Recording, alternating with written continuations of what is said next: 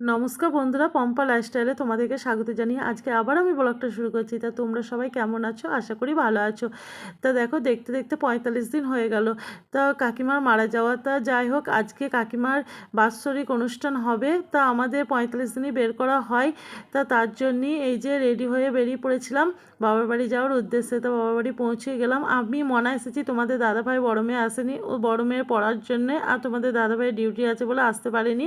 তো যাই হোক, আসার সঙ্গে সঙ্গে মনা দেখো দাদুর কাছে ছুটে গিয়েই কোলে চেপে পড়লো। তা কোল থেকে আবার কাঁধে চেপে পড়েছে। তো দেখো কীরকম অবস্থা। তো যাই হোক বন্ধুরা, এ দেখো বাড়ি চলে এলাম। মা ওই ধারে চা করছে, আর আমি আসার 10 মিনিট আগেই মামা এসেছে। তা মা এই যে, আর এই ধারে বড় কাকা বসে আছে। তো একটু চা খেয়ে এবার চলে এলাম এই যে কাকার বাড়িতে। তো ভাইকে সমস্তটা জোগাড় করে দিলাম, আর পুরোহিত জেঠু যা যা বললো, পুরোহিত জেঠু চলে এসেছে। এবার ভাই কাজ করতে বসবে, আর পিসি এসেছে, মেজো পিসি। তো বন্ধুরা, আবার ওই ধারে যেতে হবে আমাকে, কেননা সবজিটা কেটে দেবো। তো এই ধারে বাপি আর ওই পুরোহিত জেঠু গল্প করছে দুজনাতে। এবার এই ধারে চলে এলাম, এসে এই যে কুমড়োটা কেটে দিচ্ছি। আজকে তো ময়দা খাওয়া ব্রাহ্মণ ভোজনও আছে, তার জন্য। আর এই ধারে একটা দিদি এসেছে, আর এই দিদি ময়দাটা মেখে দিল, আর কাকিমা লুচি কটা করবে, আর মা সব মানে জোগাড়জান্তি করে দিচ্ছে সবাইকে। আর এই যে দিদি বলছি, তো দিদির পরিচয়টা একবার তোমাদেরকে দিয়ে দিচ্ছি। আমি যেমন আমার দাদুর নাতনি, আর এটা হচ্ছে আমার দাদুর বোনের নাতনি।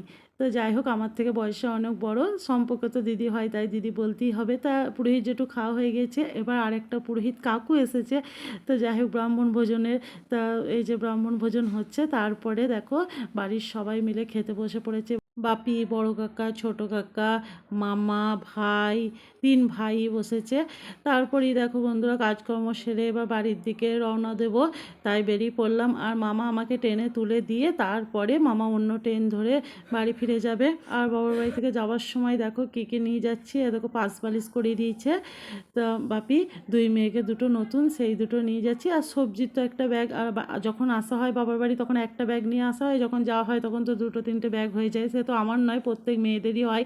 তো যাই হোক বন্ধুরা, আর মনা আজকে খুব আনন্দ। দেখো মানে কি বলতো, ট্রেনটা একটু ফাঁকাও ছিল, ও একটু ভিড় পছন্দ করে না, একটু ফাঁকা ফাঁকা ছিল, সেই জন্য খুব মানে আনন্দ হচ্ছে।